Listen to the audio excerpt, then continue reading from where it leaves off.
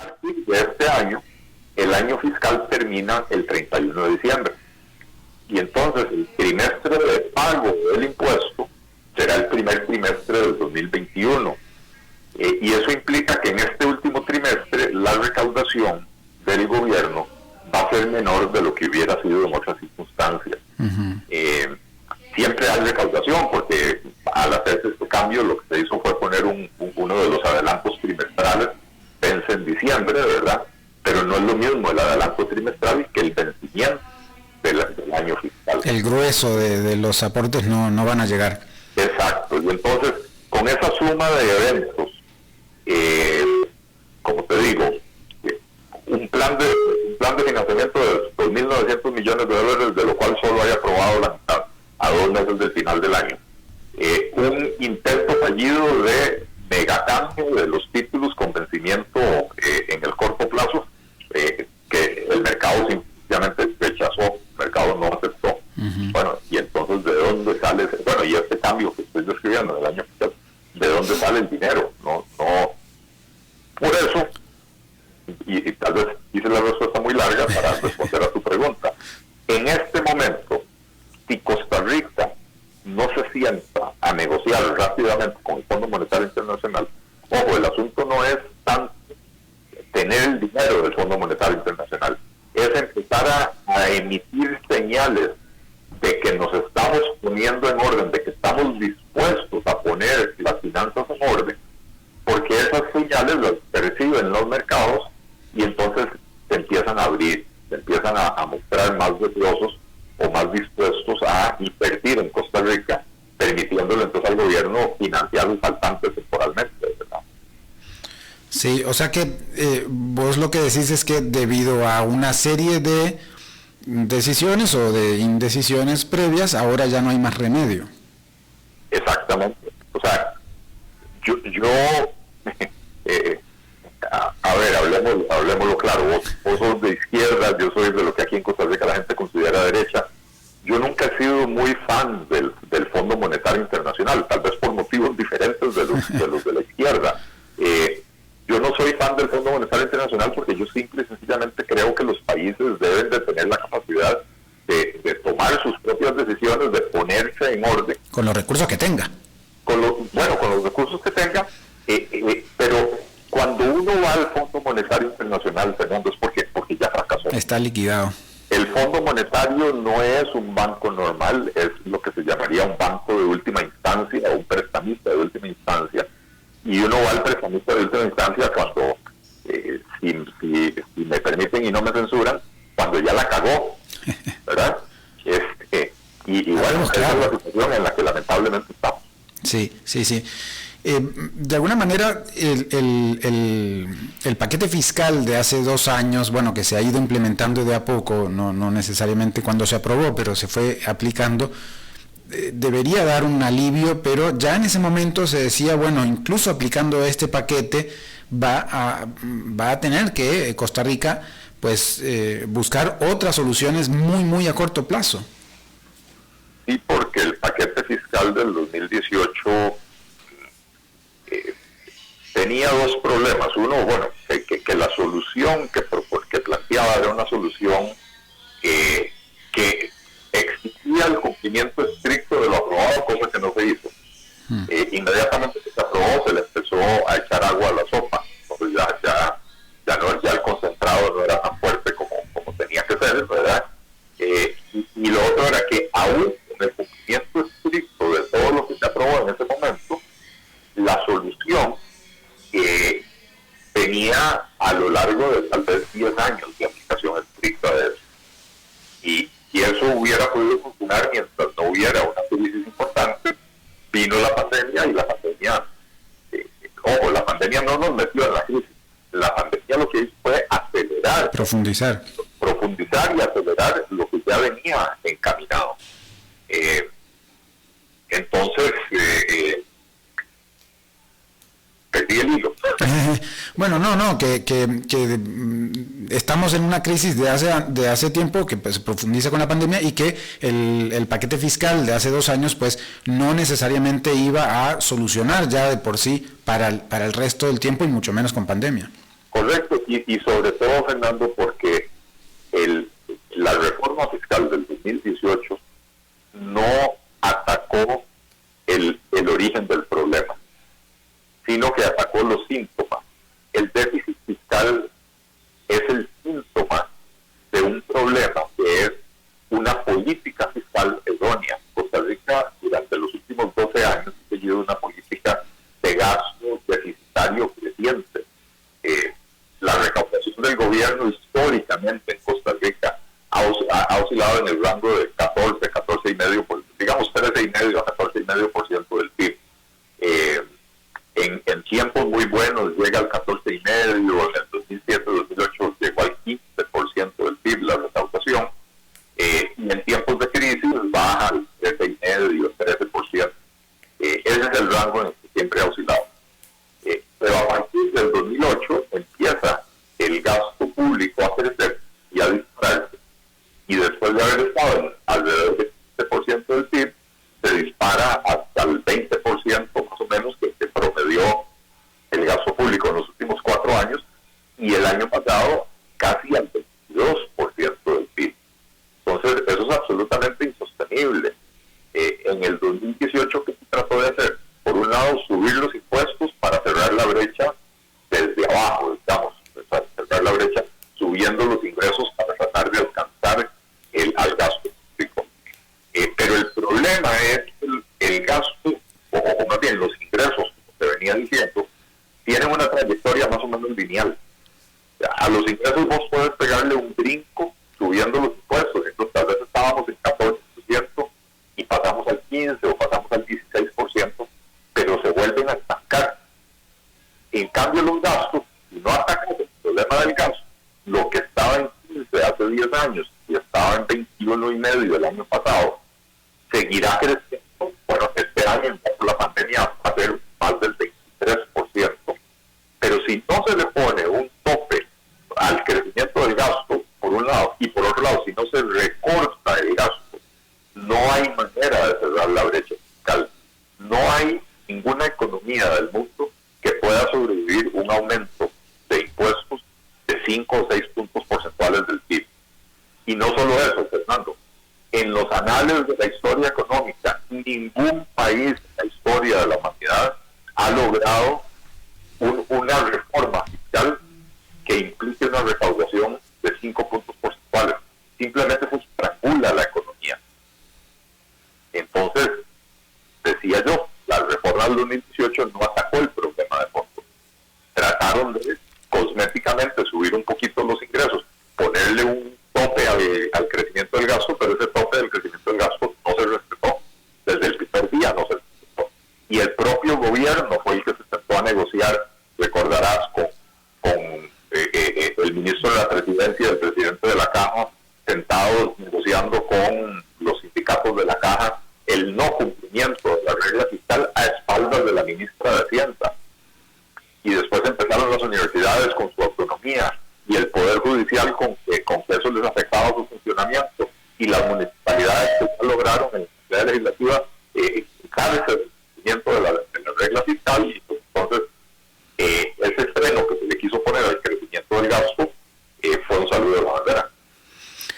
Ahora, además del tema del el gasto, que ya pues lo has explicado, y supongo que tantas veces, y lo seguirás explicando, pero ¿hay forma de que el gobierno logre una reactivación económica y una generación de empleo mayor, digamos, a lo que está haciendo en este momento?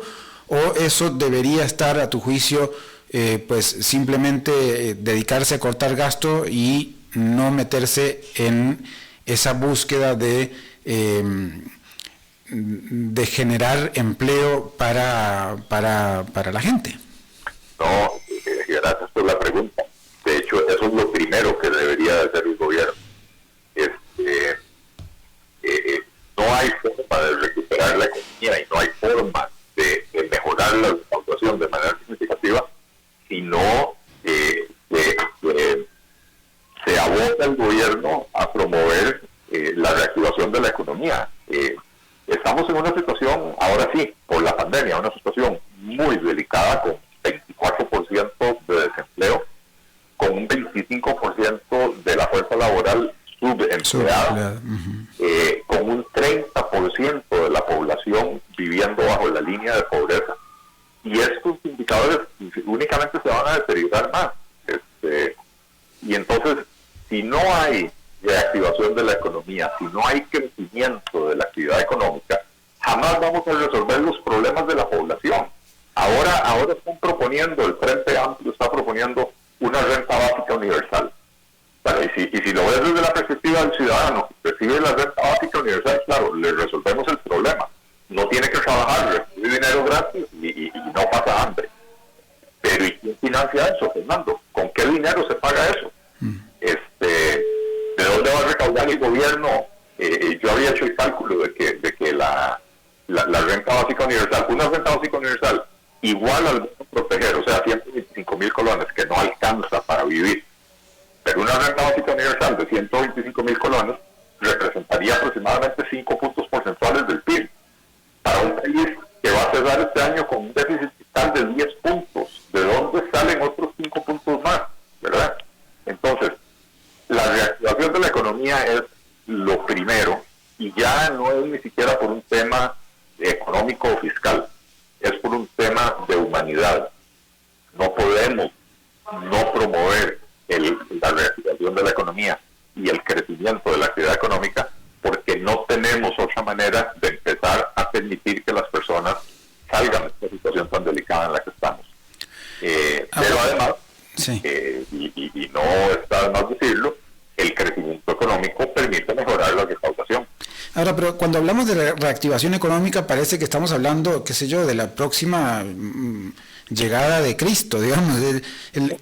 ¿Qué es la reactivación económica y qué puede hacer el gobierno para una reactivación económica, según tu mirada de todo esto? Bueno, ahí sí tenemos que voltear la vista atrás, digamos, y entender que la economía ya venía con problemas desde antes. El crecimiento del año pasado fue apenas 2,1% del PIB. El crecimiento de la década anterior había sido del 3,5% promedio, 3,5%. Y ese 3,5% no nos alcanzó para resolver los problemas de pobreza y qué sé yo, pero sí fue lo suficientemente bajo el crecimiento para que el desempleo creciera. El desempleo, que hace 12 años estaba en el orden del 6% de la fuerza laboral, recordemos que el año pasado, pre-pandemia, ya había superado el 12% de la fuerza laboral. Es decir que el crecimiento económico es muy importante. No es la solución a todo, pero sí es muy importante. Ahora, ¿pero puede el gobierno generar empleo? Porque cuando lo hicieron en 2008 con el plan escudo y tal, también le llovieron críticas. Bueno, es que eso no es crecimiento económico. Por el contrario, eso es restar recursos del crecimiento económico para gastarlos de una manera ineficiente, como se hizo en el plan escudo, metiendo casi 11,000 funcionarios en la caja, de los cuales 10,900 eran de los estamentos burocráticos. No fue que metieron médicos, enfermeras, técnicos en rayos X, fisioterapeutas, lo que hubiera permitido disminuir las listas de espera. No, lo que se hizo fue encarecer el costo fijo de la caja sin que eso tuviera una incidencia en mejorar los servicios. Pero no solo en la caja, 11,000 en la caja, fueron casi 50,000 funcionarios en el sector público. Eso no es reactivación económica. Reactivación económica pasa por empezar a eliminar el montón de trabas que existen en Costa Rica al emprendimiento. El hecho de que los permisos, para obtener un permiso de funcionamiento, Costa Rica tenés que dedicar más o menos el equivalente a 1 mes y medio de ingresos, que hay una cantidad de trámites, o sea, imagínate que esto es el permiso de funcionamiento, ¿verdad? Antes de empezar a generar tu negocio, ya tenés que haber gastado 1 mes y medio de ingresos para poder obtener los permisos. Y esos permisos se pueden tardar varias semanas, y entonces es tiempo en el que no estás generando, pero estás gastando, ¿verdad? Sí, me ha tocado en lo personal. Bueno, y qué dicha, digo, no porque te desee del mal, sino porque podés dar fe de que así no es posible para un país que, ¿verdad? Entonces, eliminar las trabas que hay para la actividad económica. El sistema tributario costarricense es un sistema que está diseñado para ahuyentar la inversión, y me refiero a la inversión productiva, ¿verdad? Está diseñado para ahuyentar la inversión productiva, está diseñado para castigar el éxito, y es tan complejo que por un lado desincentiva la inversión, pero por otro lado fomenta la evasión, ¿verdad? Entonces, necesitas simplificar el sistema tributario de manera significativa, necesitas reducir las tasas de los impuestos para que se haga más atractivo invertir, pero a la vez también necesitas eliminar el montón de exoneraciones que hay, porque en Costa Rica lo que tenemos es muchos impuestos con un diseño muy complejo, tasas muy altas y muy poca gente que los paga, excepto por el IVA, que es un impuesto universal que todo el mundo paga. El impuesto de la renta, en Costa Rica hay 750 empresas que son responsables del más o menos 80% de lo que se recauda en renta corporativa, cuando hay un parque empresarial de más de 120,000 empresas. El impuesto al salario en Costa Rica lo paga más o menos el 15% de los asalariados.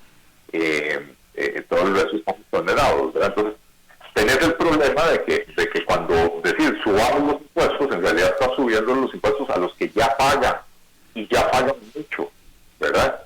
Entonces, por todas partes hay trabas a la inversión, hay trabas al emprendimiento, regulaciones excesivas, trámites,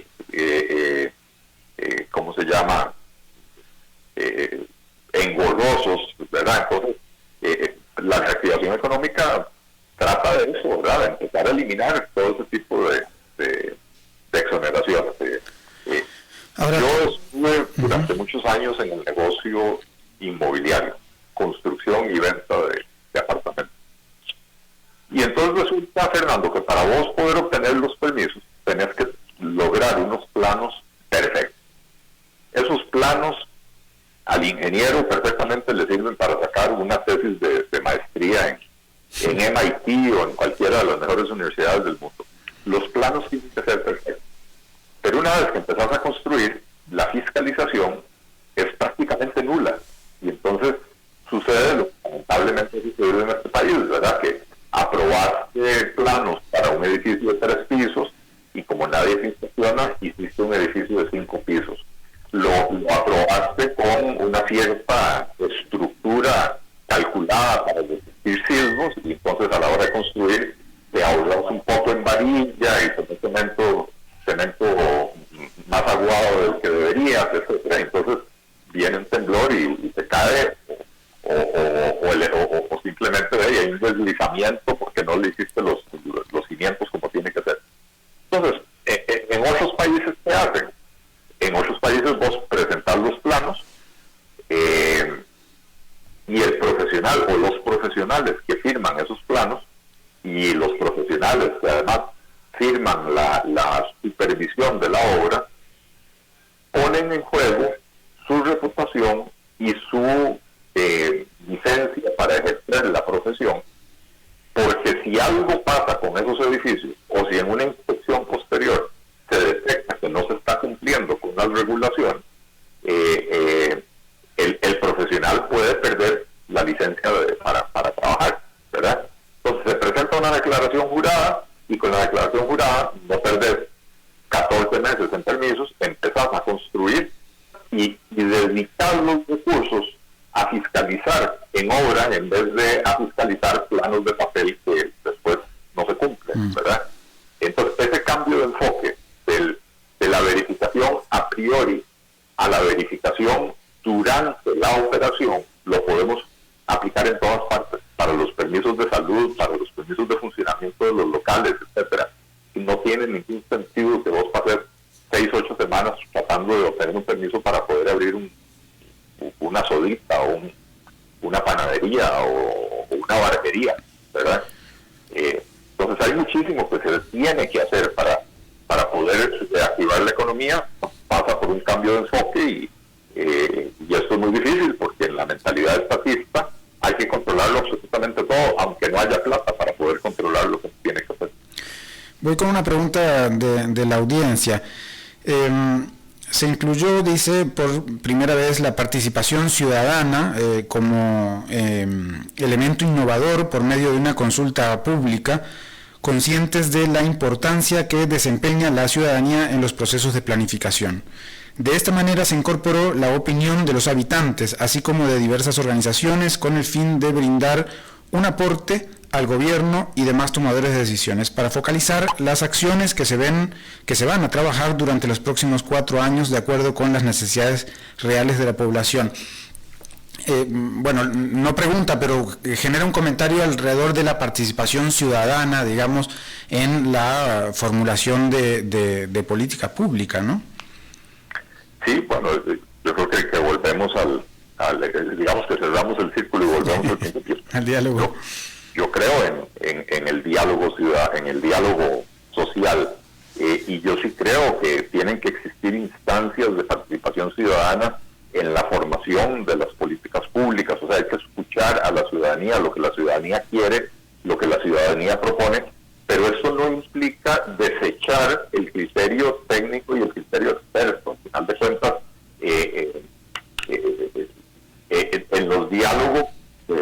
en los diálogos sociales, las personas pueden manifestar deseos, algunos de los cuales tendrán buen asidero y otros no tendrán fundamento en la técnica, en la ciencia, en el conocimiento, etcétera, ¿verdad? Pero como te decía, ese es un diálogo que tiene que ser permanente y sobre todo tiene que ser permanente en una situación como la que está viviendo Costa Rica, digamos la situación política desde hace 20 años, donde no hay, o sea, se rompió el bipartidismo, nadie llega a gobernar con mayoría, y entonces para legitimar y para darle, digamos, un mandato claro al gobierno, es necesario el diálogo permanente. Pero hay que saber en qué fase y en qué etapa se hace ese diálogo, y también hay que saber en qué momento hay que pasar a la acción. El diálogo no puede ser utilizado como una herramienta para posponer la toma de decisiones. Ahora, en general el diálogo casi siempre es forzado por circunstancias determinadas, digamos, o bien una exigencia desde un grupo determinado por sus distintas formas que quiera exigir las cosas, pero nunca se ha generado un diálogo no voy a decir nunca, pero son pocas veces y generalmente en temas muy delimitados que se generen diálogo, vamos a decirlo así, en tico por las buenas. Bueno, porque nos hemos mal acostumbrado o tal vez nuestros gobernantes se han mal acostumbrado al pleito, a no escuchar, a pensar que porque en segunda ronda obtuvieron 1.300.000 votos, son lo más popular del mundo y todo el mundo los apoya. No lograron entender ni Guillermo Solís ni Carlos Alvarado que de ese 1.300.000 votos que cada uno logró en segunda ronda, había 1 millón de votos que no eran de ellos, era 1 millón de votos de personas que votaron contra la otra opción. Sí, era por lo único que consideraban potable. Por lo menos malo. Sí. Ahora, en este tema de lo técnico que mencionabas, que producto del diálogo no necesariamente se pueden operativizar las cosas porque hay que ver si son viables a nivel técnico. Recientemente hubo unas propuestas de generar una especie de gobierno tecnocrático en donde Carlos Alvarado se haga a un lado y nombre un ministro de la presidencia poderoso. ¿Qué pensás de eso? Me parece que fue un desatino proponerlo de esa manera. Ciertamente yo creo que Carlos Alvarado tiene que reconformar su gabinete, pero también reconozco que si en este momento él se pone a intentar reconformar el gabinete, probablemente nadie le va a aceptar. Y puede ser peor. A ver, empezó a gobernar con lo que se suponía que era el equipo de primera división. Ese equipo de primera división se han ido destituyendo algunos, a otros los han contratado equipos más grandes, lo que sea, ¿verdad? Pero bueno, ya a estas alturas estamos gobernando con la banca. Y un cambio ahora sí que empezar a gobernar ya no con la banca, sino con la tercera, el equipo de la Liga de Ascenso.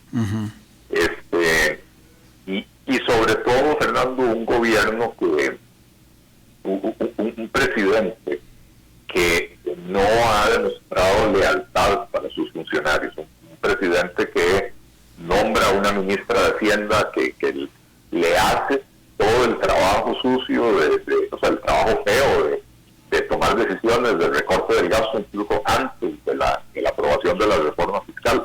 Una ministra que puso alma, vida y corazón en que se aprobara esa reforma fiscal, y una vez aprobada la reforma fiscal, con la venia del presidente empiezan a diluir los acuerdos de la reforma fiscal a espaldas de la ministra. Y lo mismo le hicieron a Rodrigo Chávez, y lo mismo le están haciendo a Elian Villegas, quien confesó la semana pasada que él ni siquiera sabía que estaban negociando la convención colectiva en el MEP. Aunque en una convención colectiva, por definición, estaba ministro de Trabajo, ministro del Ramo y alguna representación del Ministerio de Hacienda. Tendría que estar, porque si se van a comprometer recursos públicos, pues el que los maneja tendría que estar ahí, ¿no? Pues normalmente están. Sí, bueno, pues el ministro de Hacienda, Elian Villegas, dijo que él no sabía que se estaba negociando esto, y mucho menos que se iba a firmar cuando se firmó. Y entonces, si quitan a Elian Villegas, ¿quién en su sano juicio le va a aceptar al presidente de la República, al Ministerio de Hacienda, a sabiendas de que lo que van a hacer es darle la tabla? Pues realmente es una situación muy complicada. Pero yo sí creo que el presidente debería de reconocer que tiene una debilidad estructural en su gabinete. Tiene un ministro de la presidencia que no suma, más bien resta, ¿verdad? Resta y divide. Tiene un ministro de Hacienda que le reconozco la voluntad, pero no está preparado para ese cargo. Para otros sí, pero para ese no, ¿verdad? Tiene un gabinete económico donde no hay un solo economista. Tiene un equipo social que no entiende cómo se hace el diálogo social.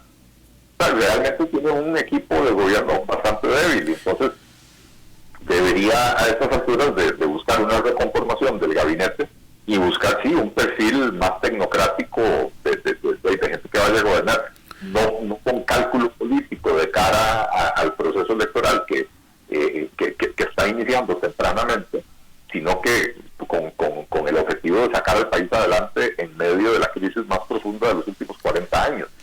Ahora, Eli, vos has hablado con el presidente, sobre todo al inicio, creo recordar que has hablado con el presidente. Si te llama ahora, y ya estamos terminando, ¿verdad? Entonces, en resumidas cuentas, ¿cuáles serían las 3 cosas que le dirías? A ver, bien resumido, porque nos quedan 2 minutos.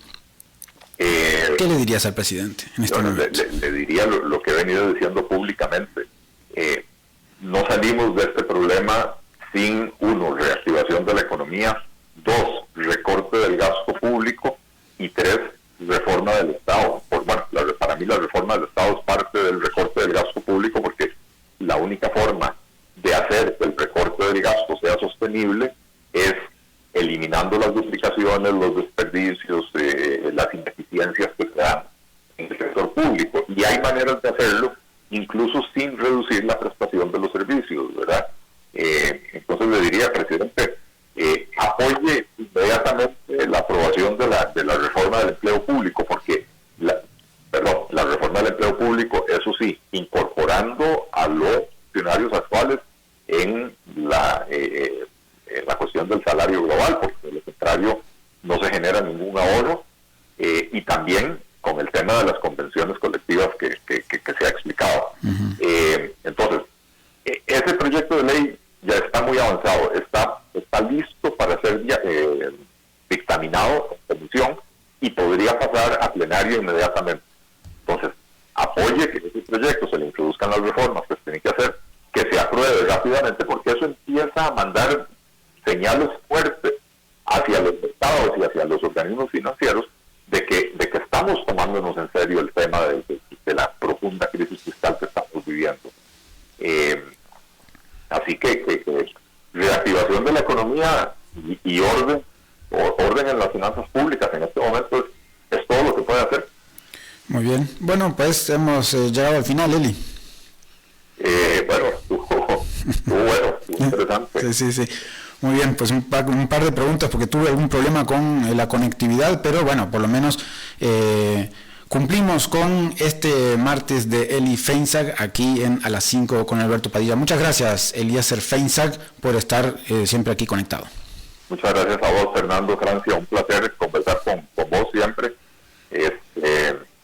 Y bueno, creo que nos escuchamos la próxima semana también. La próxima, ¿no? Sí, nos vemos o nos escuchamos. Pura vida. Bien, amigos, amigas, y para ustedes también, es todo lo que tenemos por hoy. Ustedes saben que mañana vamos a estar nuevamente aquí a las 5 sin Alberto Padilla, pero con mucho más de la programación que Lisbeth Ulet tiene preparados para ustedes y por supuesto con la compañía siempre grata de David Guerrero, que pues nosotros no peleamos, él pelea con Alberto pero no conmigo, así que todo en armonía aquí y nos vemos entonces en 23 horas.